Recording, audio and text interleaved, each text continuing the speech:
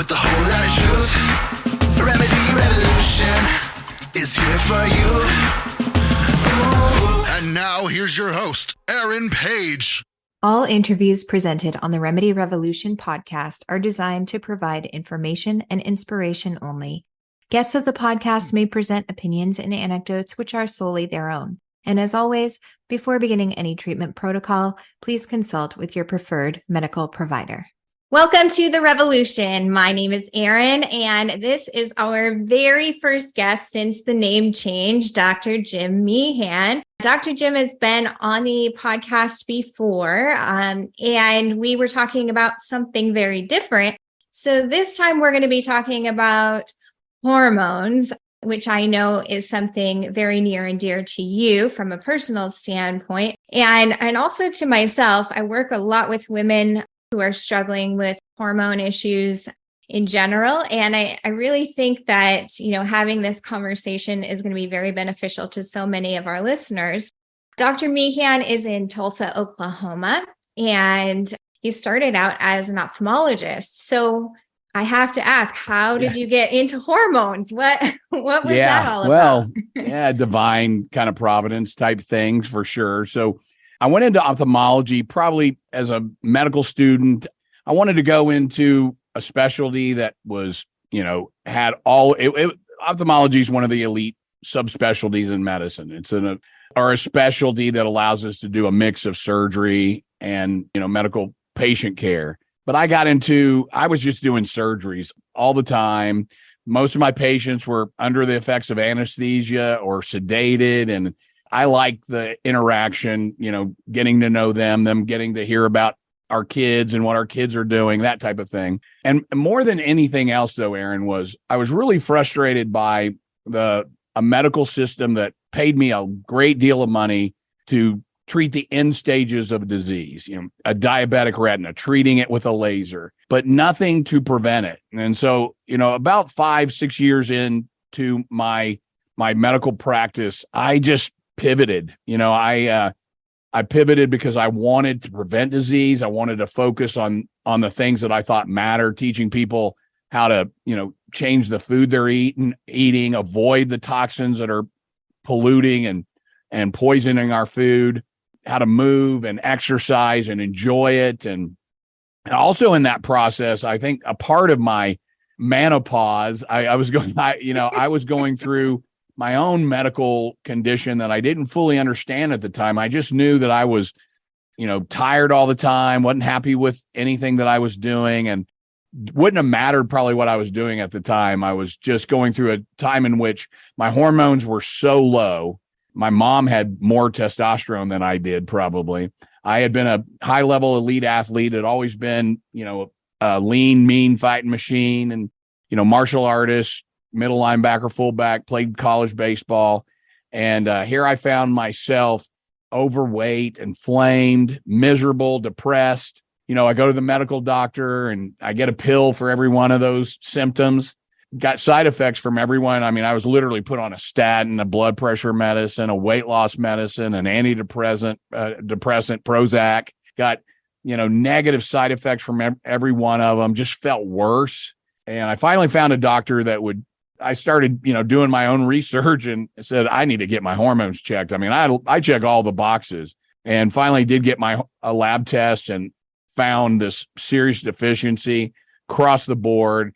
I had damaged my pituitary gland from all of the times that I rammed my helmet into a middle linebacker or, martial artist, punched and kicked in the face and head more times than I can remember. And that had traumatized the pituitary gland, which controls all of your hormones. Very common, situation, by the way, men and women in athletics might, if you're in cheer and your daughter's one of those, the flyers or, the lifters, how many times have they, kind of seen stars from a head injury?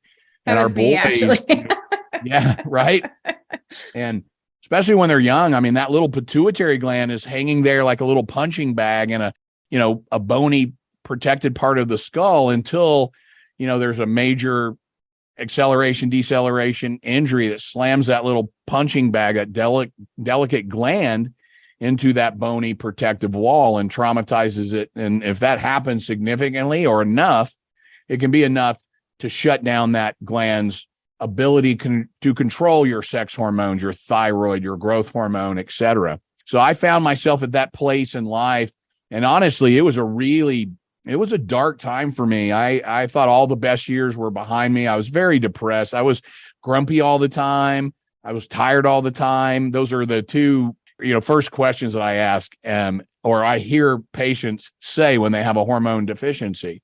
And getting it diagnosed and then finding a doctor that could do a reasonably good job back then, this is 25 some odd years ago, in treating that issue, which we're not well trained in medicine for, not even in endocrinology. In fact, I train a lot of doctors in how to do bioidentical, biorhythmic, transdermal hormone replacement therapy. And I find they know more about, antidepressants than they do anything to do with hormones. All classes, endocrinologists. I mean, it's not profitable. And that's really the big issue here is natural hormones, which are the only type that you should be getting, not these patented aberrations of synthetic versions of our hormones, ethinyl estradiol, or, Premarin, which was from pregnant mare urine. It was another species of estrogen that women were given in the 1990s and early 2000s.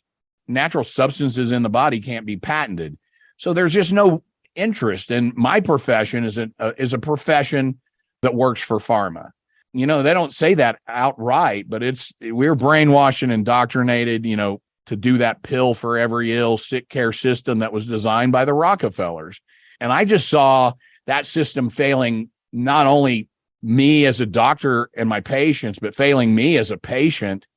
And I set out to just do something better, get more training, more, something more than the 2.5 weeks that we spent in nutrition training and medical school, the inadequate, the over focus on, pharmaceutical interventions and such. And so lots of training. I mean, my bless and my curse is I'm curious. I want to know deeply, and I try to understand everything that I can. And I had such a transformation in my health. I mean, Erin, it was from, serious depression to the point where I'm a follower of Christ. I wouldn't have taken my life, but, the thoughts were kind of there. In fact, my approach to it was, I'm going to rejoin the military. I'd been a West Point cadet, and, I thought I'm going to rejoin the military. So, I mean, if I go out fighting on my feet for something, meaningful, which back then I realized it's not meaningful what we're doing with our military, but back then I was, I probably wasn't in the same mindset.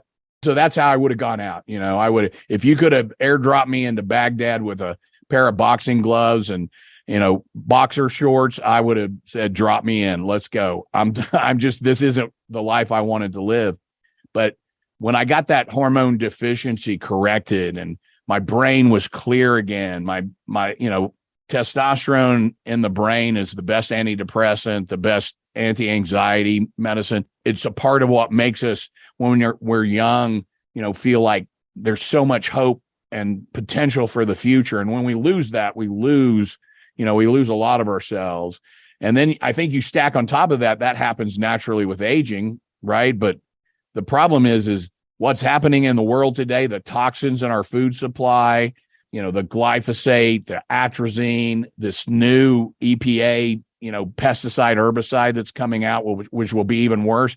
It's like they're trying to kill us. It's like they're trying to poison us, to diminish our health and to make us fat, sick, inflamed, depressed, and quite honestly, just big consumers. I think a lot of people in the world, unfortunately, see us as a bunch of useless eaters, and they treat us accordingly. And they're treating our food as if it's something to diminish us, make us easier to control, bigger consumers. And man, I want to make people hard to kill, because it seems like so many people are trying to kill us. I'm very outspoken about my dissatisfaction and the failures of the medical system. We spend way too much money on a system that gives way too few benefits. It's a sick care system, and it would be a cheap and easy transition to train doctors to be preventative and because when you damage the tissue, to stop the tissue damage before the tissue is damaged. You take somebody that's got, Alzheimer's, serious diabetes, loss of kidney, leg app. You don't come back from that. I mean, we got to prevent that stuff from happening, and it's not difficult, but they don't want us to deliver that message because it'd be a message that's like, stop eating genetically modified food. They are estrogenizing you. You see all these young men that are confused about their gender trying to play on the women's teams. I'm sorry, but they grew up in the womb with someone that was eating way too much of atrazine and glyphosate contaminated foods. Their neurodevelopment is altered, and it's happening to all of us. And, anthropologists are commenting on it. So that message they don't want us to deliver, but that's a message I'll deliver every single day because it starts with our food. It starts with our diet.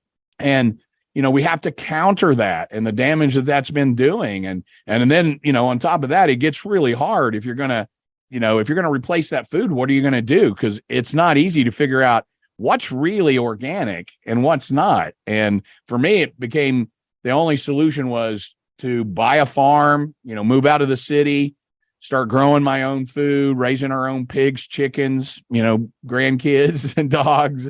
We have, 3 families, 2 of my daughters and their families have moved out there, and my grandkids are going to eat real food, not this monoculture, heavily sprayed Roundup, atrazine, turn, male frogs into female frogs type of food. And so that's a long answer to that simple question, but that's the arc of my life thus far.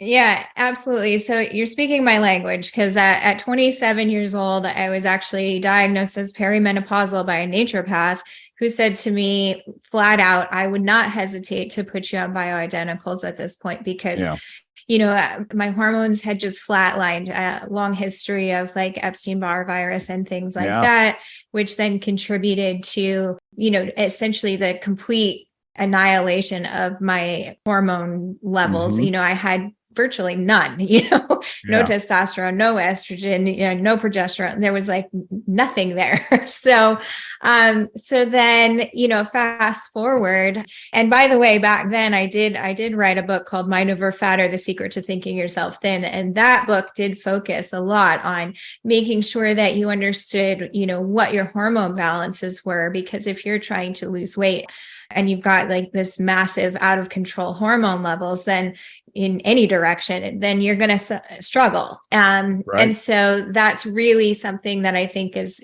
super important when it comes to, trying to get fit and lose weight as well. And ultimately, though, fast forward several years, I got COVID, and COVID did a number on my hormones again. So I'd love to know what you're seeing with all of that.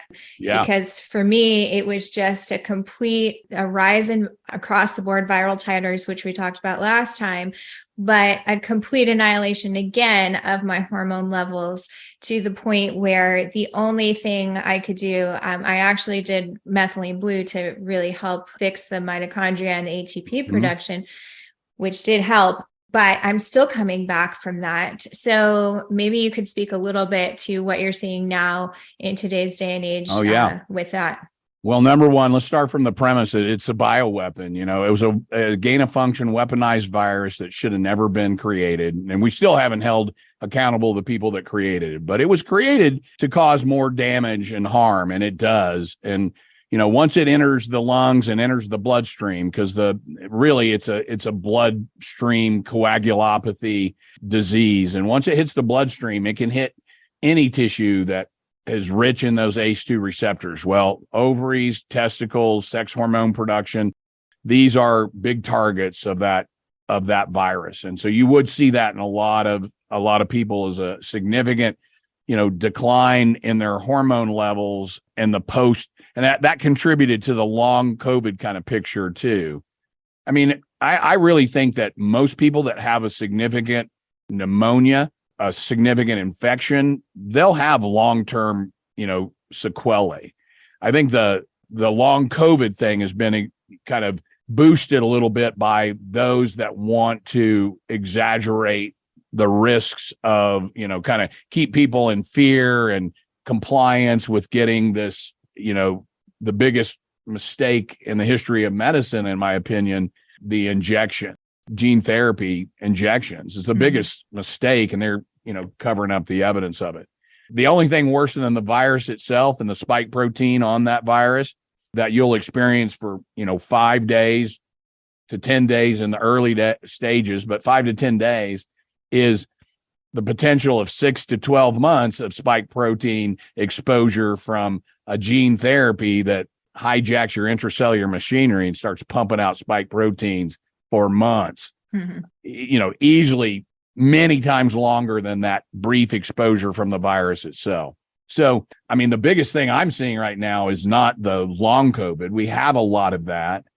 Some of it is the attack on the ovary. Some of it is just, adding to the systemic inflammation that they are already suffering. You talk about Epstein-Barr, which is a very common, virus, latent, comes at, you get an infection, your immune system has to fight on multiple fronts. Here comes Epstein-Barr to, flare and put you back into that crushing fatigue and everything that, so you're fighting a war on two fronts. Your immune system is just overrun. And that happens all the time.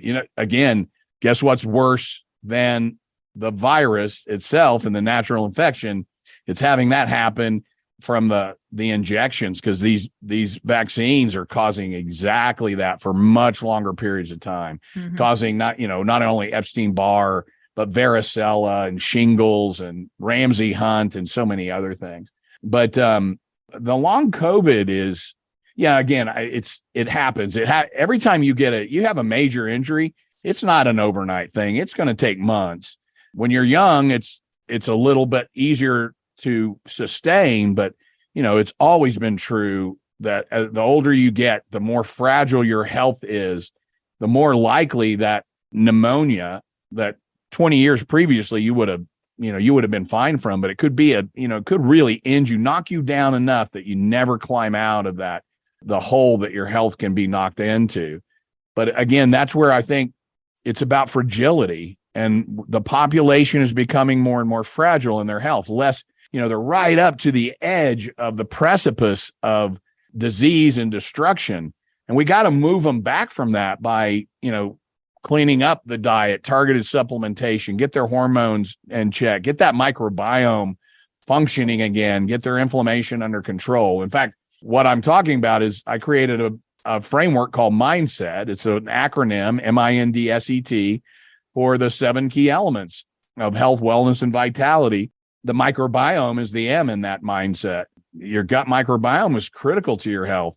Every meal that has glyphosate in it destroys your microbiome. Stop eating anything genetically modified. And more things you read all in the label, because any vegetable oil, many of the additional things, anything that says vegetable oil, it's got glyphosate in it. Don't drink American beers and wines. They're, heavily, don't drink alcohol. Do you really need it? Maybe. Everything in moderation, including moderation, said Winston Churchill, but he was rationalizing alcoholism. But, be really cognizant of the dangers of some of these toxic molecules that are in your food. But mindset, M is microbiome, I is inflammation control. Man, so much chronic disease is driven by inflammation. Put out the fires of inflammation. Sugar's inflammatory, start there. Omega-3, high levels of high quality omega-3, curcumin, eat anti-inflammatory foods. Anyway, that N is nutrition. So it's all about just trying to teach people how to eat better. D is detoxification. Most of my detox work is on avoiding it. That's the best way. Know where the toxins are. And it's not just, the estrogenic compounds and poisons in our food. It's like Wi-Fi. 5G Wi-Fi is a toxin nowadays. So know where these various toxins are. S is sleep, E is exercise, and T is total hormone balance. But I'll tell you, I usually start a consultation with a patient by getting some lab work, getting that sex hormone lab work, thyroid hormone lab work. And here's why, because the way I see hormones, if you look at the human body, there are receptors for your testosterone, your estradiol, your progesterone on every cell in the body except red blood cells. Hormones are like water to a garden. If you have a beautiful garden, but you don't water that garden, not only are your plants not going to bear fruit and bloom and flower, but they're going to wilt and wither. And that's what you see in the human body when your hormones diminish for multiple reasons that we've talked about: viral attack, vaccine attack, head trauma, etc., bad diet, 5G, stop carrying that phone, especially boys. Stop carrying your phone in your front pocket, because those boys are hanging down there. They're kind of unprotected, but ladies, just get that phone away from you. And because those signals. So all of those different things are attacking our body. And if we don't get those hormones to a level of restoration of health where they would have been when you were 50 or 40, 40 or 50 years ago, because that's not where they are. Some of your listeners might be old enough to remember Jack LaLanne, the guy the original juicer guy. Mm-hmm. And Jack could, in his 90s had a testosterone that was most, 20-year-olds today would be jealous of, over 900, naturally, just from juicing, eating, healthy vegetables. I don't think Jack could do what he did back then. He could pull boats across the English Channel by holding a rope in his teeth, and as he swam the English Channel, and his 70s, I think. I might be exaggerating that, but I mean, really amazing accomplishments when you live a clean, healthy life, eat well, etc. Be hard to do that in this day and age unless you were growing, and Jack would have. He would have grown his own, fruits and vegetables and such. But we can do that today, and we've got to start doing that. I will tell you, as a part-time farmer, part-time pig farmer, gardener, I've never loved life more. There's something amazing about nurturing and watching those pigs grow from little piglings, and the chickens from eggs, and watching the grandkids chasing all of that stuff all around, getting up in the morning on the weekends and not going to an iPad or a computer or the TV, but going out and letting the dogs, wrestling with the dogs and chasing the chickens. So, it's just a better world. And I think we got to get back to that. And if we don't, I think we're heading to extinction. Yeah, absolutely. I wish I could remember her name offhand, but there was just an interview Russell Brand did with an Indian woman, and yes, I know who you're talking about. And she was amazing, but she spoke so much about the need for us to really get back to, very more, simple lifestyles, like things like growing, even if it's just a tiny little garden, or having 2 chickens, or, things like that, allowing for those little things to enter into your lifestyle, not just because they'll feed you, but because there's a number of other benefits to just getting into that routine and reconnecting with nature, which is so important. And isn't it true too that connecting with nature is also serves as a hormone balancer? Yeah. Right? In so many ways. Yeah. And it improves your gut microbiome. When you're growing your own vegetables, you don't have to wash them. I tell people, just shake it off a little bit. We all need to eat a little bit more dirt, as long as that dirt is, because our soil has a microbiome too. And we've been destroying that with the pesticides and herbicides and sterilizing that soil. And that's part of the problem that we're all facing. The nutrient density of our food is diminished. The soil microbiome has been destroyed, not in our garden, not in our land. It's we're kind of following that Joel Salatin, Polyface Farms, permaculture, sustainable farming kind of approach. And it's amazing. And it's beautiful. The pigs are terraformers. They turn, this is an animal that you got to respect, because they turn poison ivy into bacon. And it's amazing how they just clear our land and the woods. And it's just, what comes in behind them, because they fertilized it and rooted it up, and is beautiful. And then we seed it with some awesome, like turnips and other stuff. And we kind of move them from location to location. And what you get behind them and in return is this beautiful, lush vegetation that will feed them even better the next go round. And Mm-hmm. yeah, it's we're having so much fun with it, but we all can do it. Whether you're in an apartment and all you got's a patio, get some cherry tomatoes and start teaching your kids that a cherry tomato that's grown in good, healthy soil that ripens under the effect of the sun, both of those things aren't happening with the food you're buying in the grocery store. Your kids will learn that cherry tomato is like, man, it's like delicious. Mm-hmm. It's not like that kind of empty, tasteless stuff that you buy in the store many times. It's amazing. And they develop a taste, and it helps them to develop their taste buds. My grandkids love broccoli and cauliflower and Brussels sprouts and, tomatoes and all those things because, it actually tastes good when it's not, harvested in nutrient depleted soil, not ripening under the effect of the sun, but instead it's harvested before it's ripe and it's ripening under the effect of exotic gas on the back of a distribution truck on the way to the distribution center, and it's 90 days old by the time you get it. Now it's going to be, but that's okay because now it's going to be coated with Bill Gates's plastic coating appeal. How good is that? I mean, I'm telling you, that's another, I'm 666% sure that anything Bill Gates has his hands on is not going to be good for humanity. Period. Yeah. 666% sure. We are in agreement there. Okay, so this is probably a loaded question. It is a loaded question. Yeah. So what is the difference between male and female hormones? And, we do have, females have testosterone, males have estrogen. So what are we talking about when we're looking at, someone in front of us who's depleted hormonally as a male or versus a female? Yeah. Well, the two main, so number one, we all have the same hormones. You have testosterone, I have estradiol, progesterone, pregnenolone, DHEA, et cetera. All the intermediate we have all those together. The difference is the levels, the primary action of the hormones. So women have higher levels of estradiol at various times during the cycle, but they're all important to our tissues. The other big difference between men and women is the rhythmic rise and fall, the rhythm of your hormones. Women have a very complex, amazing, harmonious rhythm that usually takes place over about an average of 28 days. That makes it really difficult to both measure, diagnose deficiencies in, like the rhythmic rise in estradiol will be, when the first day of your menstrual cycle, the first day of bleeding is when your period starts, and usually 4 or 5 days. Should be painless, mild flow, no big deal. That's not what women are experiencing, and I can talk to why that is and isn't.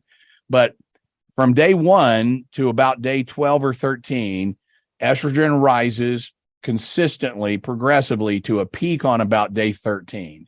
If a woman is getting her hormones measured, and we're talking about real women, adult females, not this other stuff that they're, but if you're going to if an adult female is going to have her hormones measured, you really want to measure estradiol, and you want to measure it around the time of ovulation, because hormones are dose-dependent regulators of gene transcription.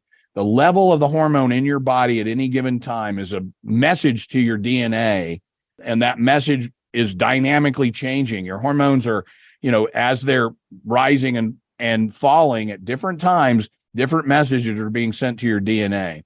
But it's estradiol that's going to signal the DNA to create receptors for all the other hormones. If your estradiol levels are low, you won't have receptors for all the other hormones. Many times I see doctors putting women on high doses of testosterone when they have no estradiol. Mm-hmm. Now, estradiol is made from testosterone, but that conversion doesn't work real well with just administering testosterone, because it does have some antidepressant. It has many benefits in the human body, male and female. But without estradiol, neither men nor women will be able to receive the hormones. And then doctors say, well, I don't know what's happening. The testosterone levels look great, but you don't have any of the benefits. Mm-hmm. It's because that doctor, we weren't taught this in medical school. I had to learn it, and there was no book to read on this. I had to learn it by going deep into the medical literature and seeing, thousands of patients over the last 30 years and figuring out that, oh, wow. I mean, they're right. In this paper, they talked about how estrogen levels are, changing DNA transcription, creating receptors. So a doctor sees this high level of testosterone in the body and says, I don't know why that's not working, low level of estradiol. And the answer is because they don't have the estradiol to create the receptors for that testosterone. So what you're seeing is all this unused testosterone floating around in the bloodstream, which is meaningless. It's like a bunch of, Antifa members milling around, doing nothing, not working. It takes, I don't know why I said Antifa members, but anyway, the testosterone not binding to the androgen receptor in the nucleus of your cells is pretty worthless.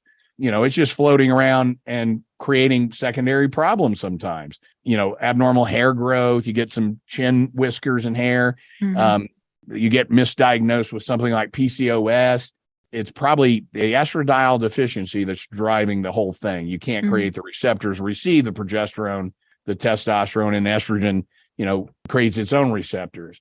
So the first thing you got to do is measure properly, the proper timing in context with what your menstrual cycle, if you're still having one. Mm-hmm. If you're menopausal, postmenopausal, which is defined as its average age, usually about 51 in that range.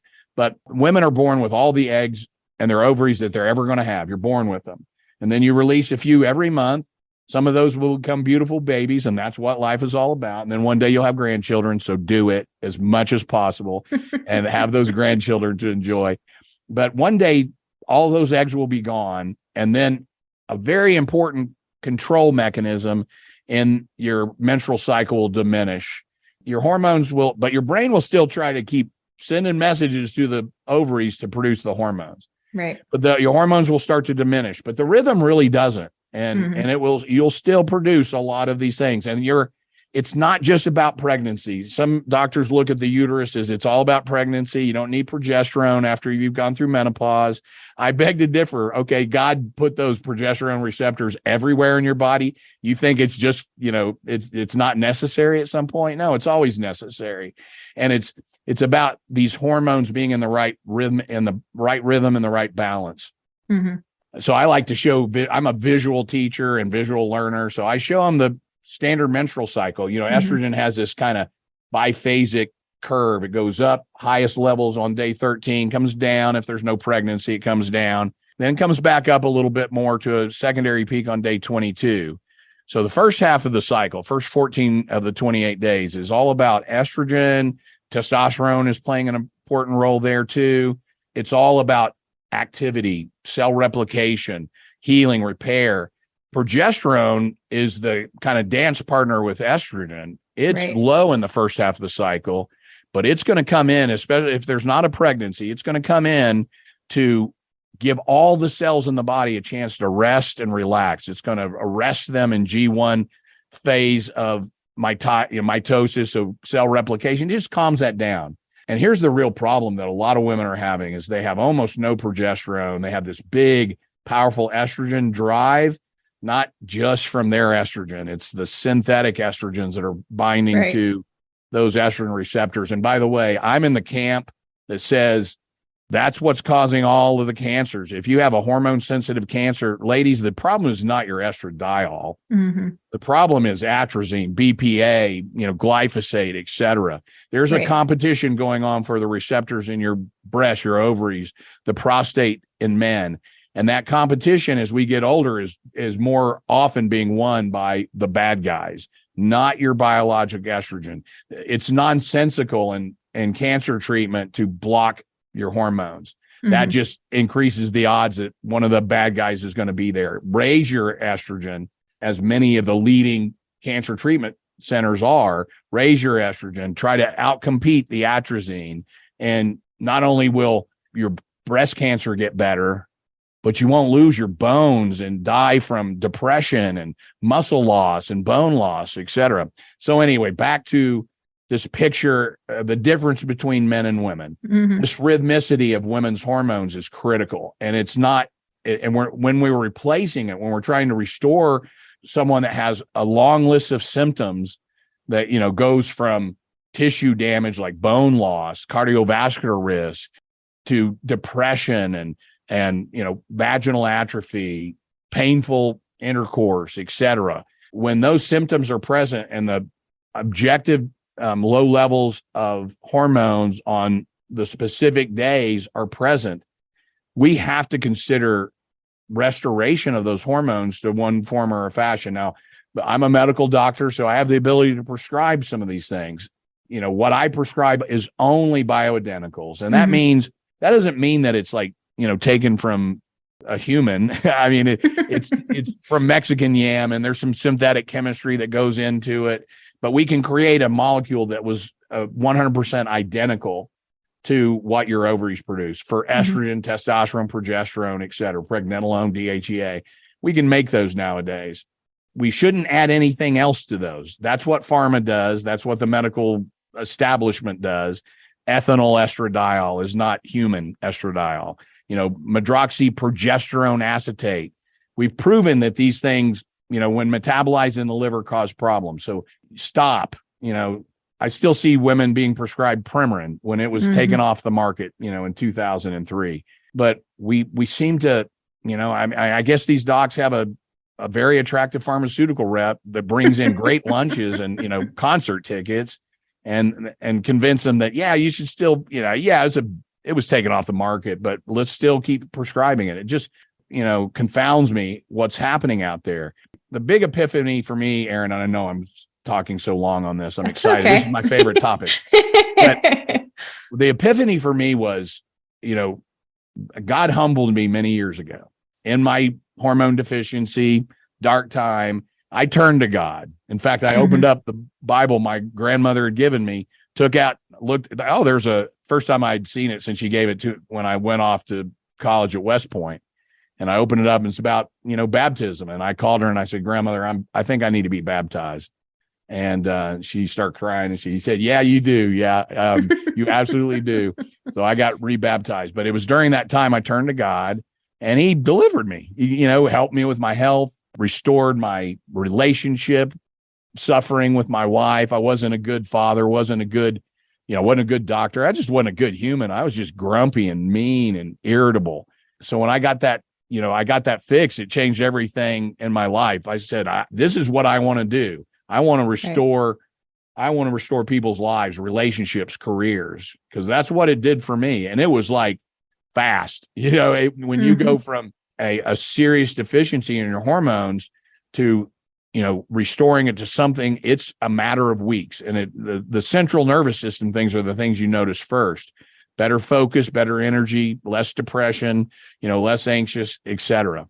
And so, that's when I pivoted my entire career away from ophthalmology into functional medicine and the provision of hormone replacement therapy. Again, I got off track there. The epiphany for me was that I realized that I know less than 1% of the complexity of this system. God designed this amazingly complex system. And I know, we don't know 99% of it. And if we're honest, that is true of every system in the body, right.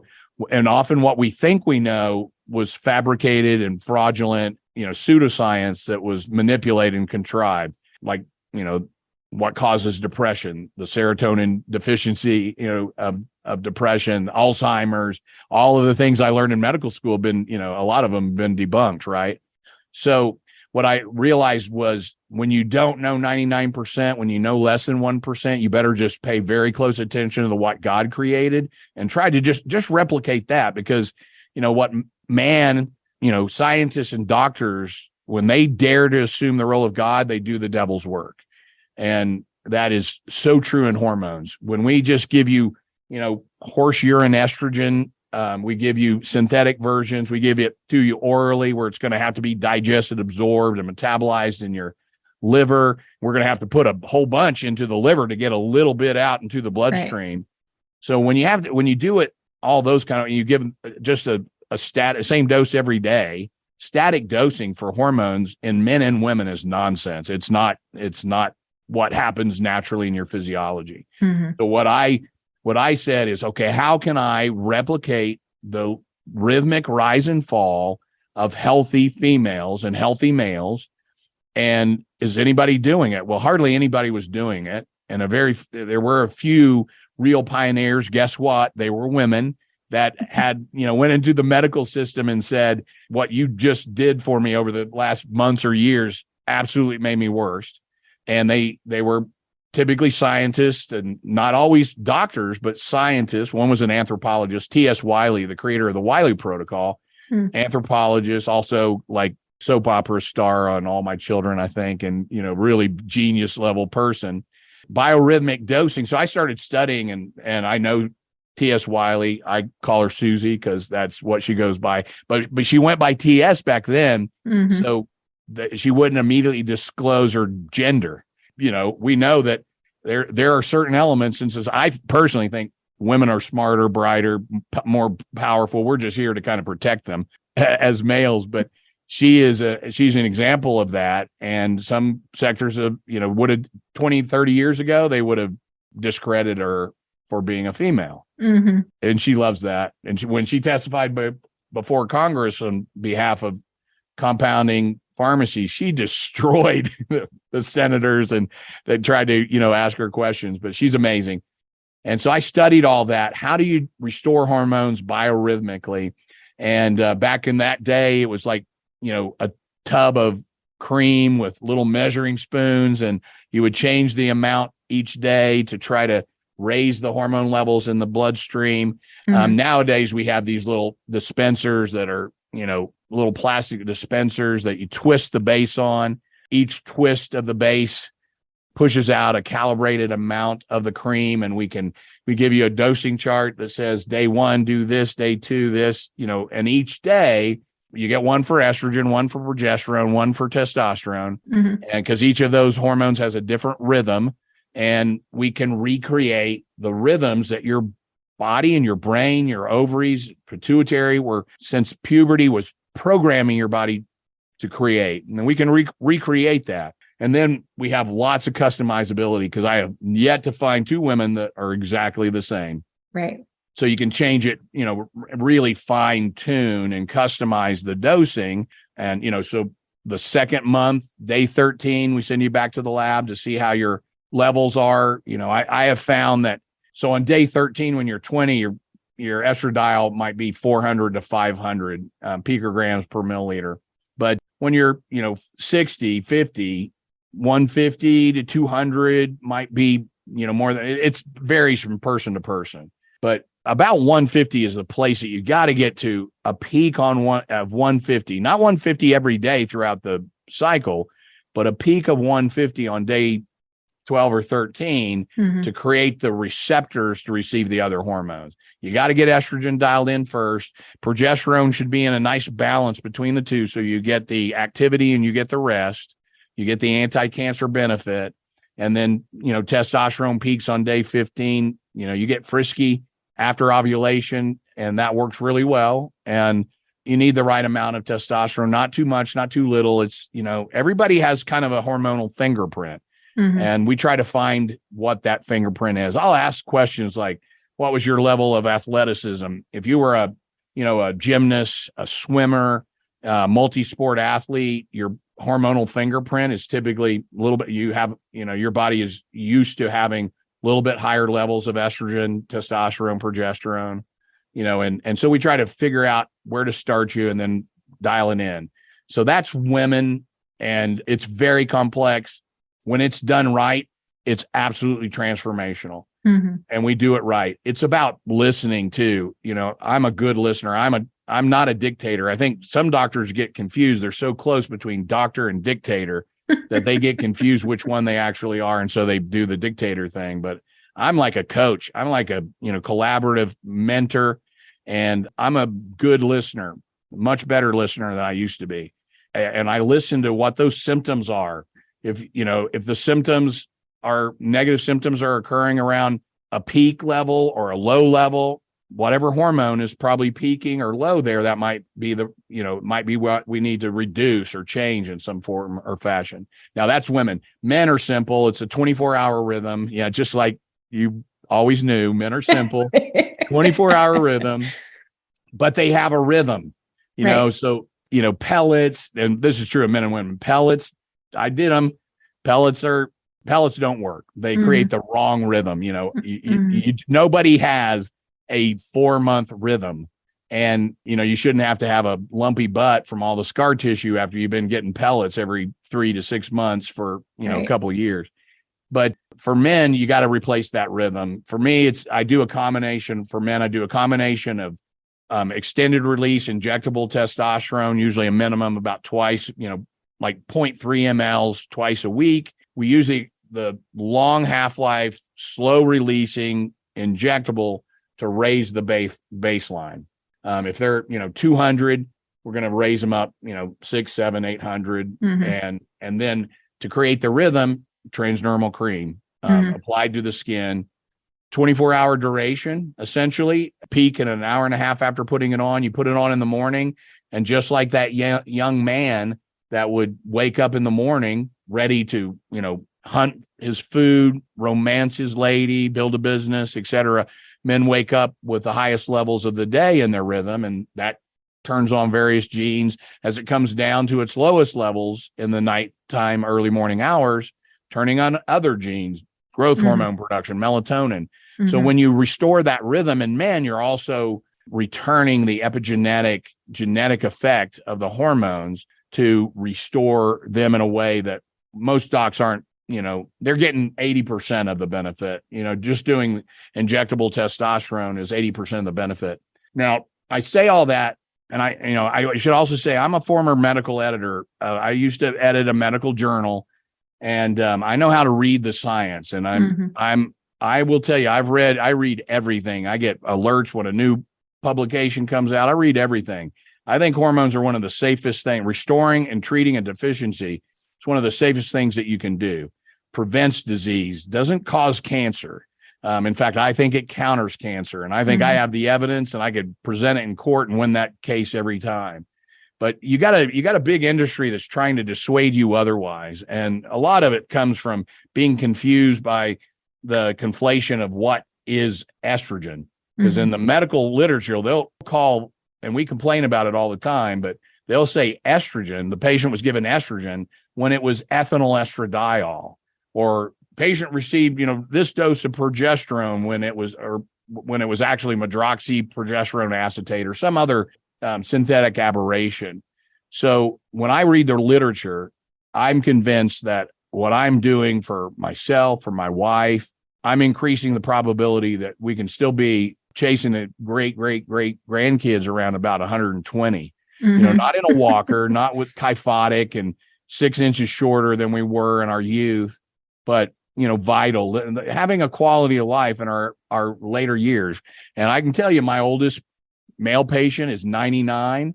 My oldest female patient is 89, and they're amazing. The male got COVID, and it was 3 days of a flu, when all of he didn't have many contemporaries anymore. But at 90, and I think he finally retired a couple of years ago, but at 98, he was still running 2 big businesses, amazing individual. And the female, the same thing, and I got to watch her from over about 14 years go from 60 pounds overweight and kind of, sedentary to doing she walks marathons, not just regular walk, but that fancy fast walk thing.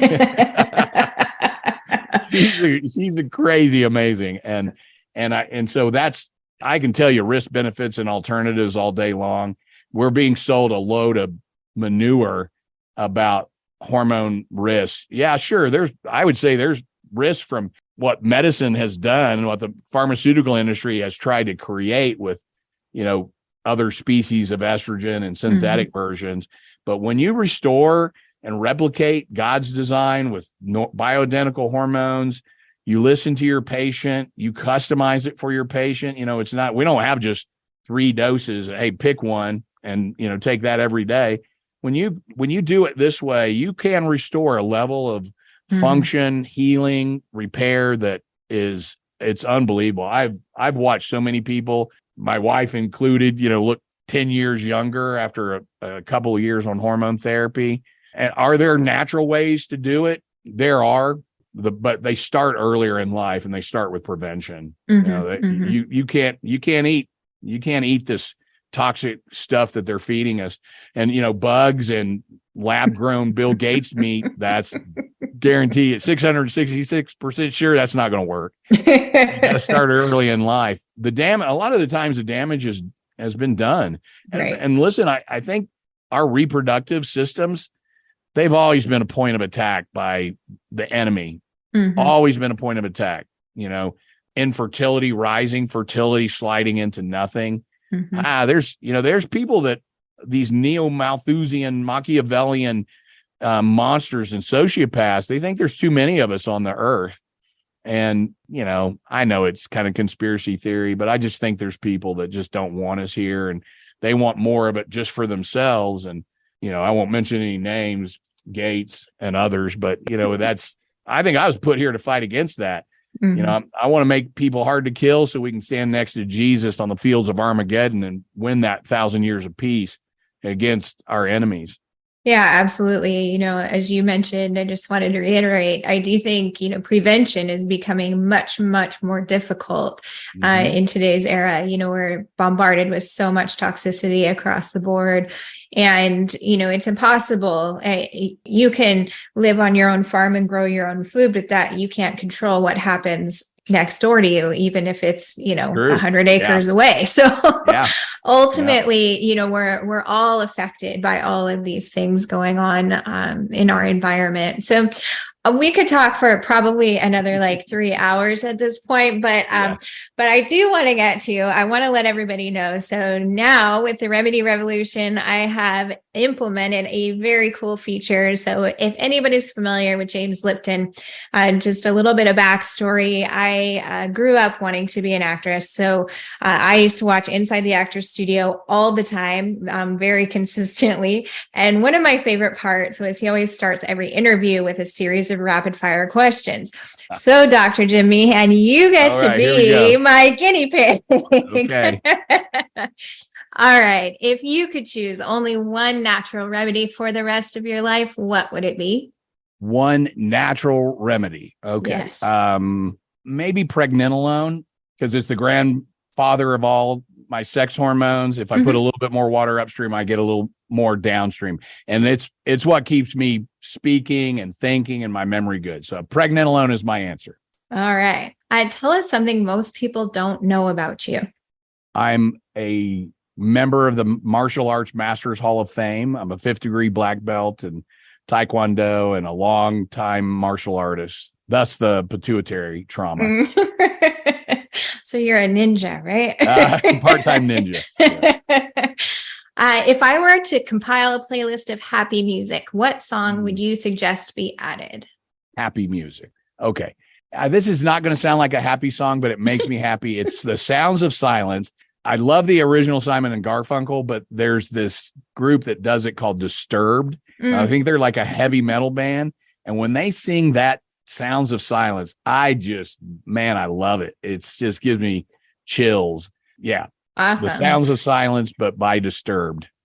Awesome. What's your favorite guilty pleasure? Guilty pleasure.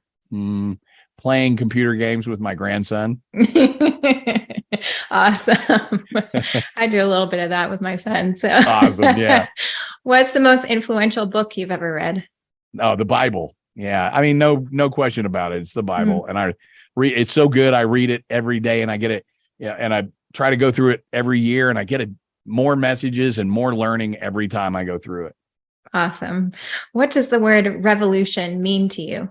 Revolution. Yeah. To me, revolution is, it's necessary right now. It means a radical transformation in some broken system. Something's broken and the people have got to rise up, to fix that. There has to be some radical transformation of that broken system or we all die. What does the word remedy mean to you?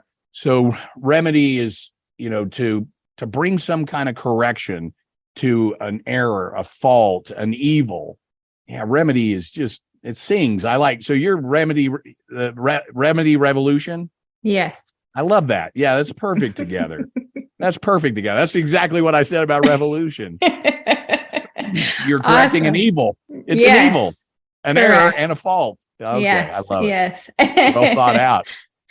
All right. If you could impart one piece of wisdom onto our listeners, what would that be? You can't do it all by yourself, and you're never alone. Just, reconnect with your creator. He's right there with you. God is right with you.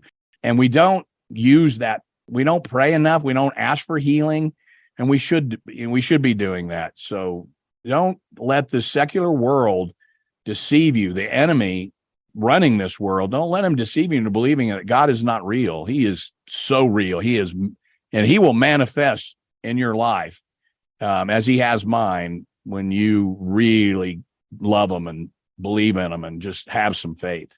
Absolutely. I love that because, if I did this alone, it would be quite boring.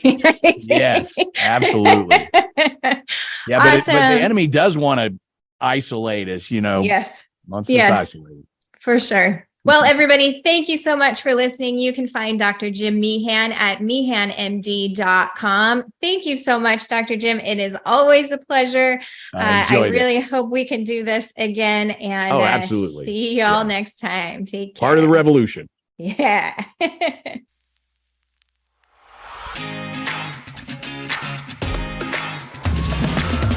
hope as a guiding light, through darkest days we'll fight the night.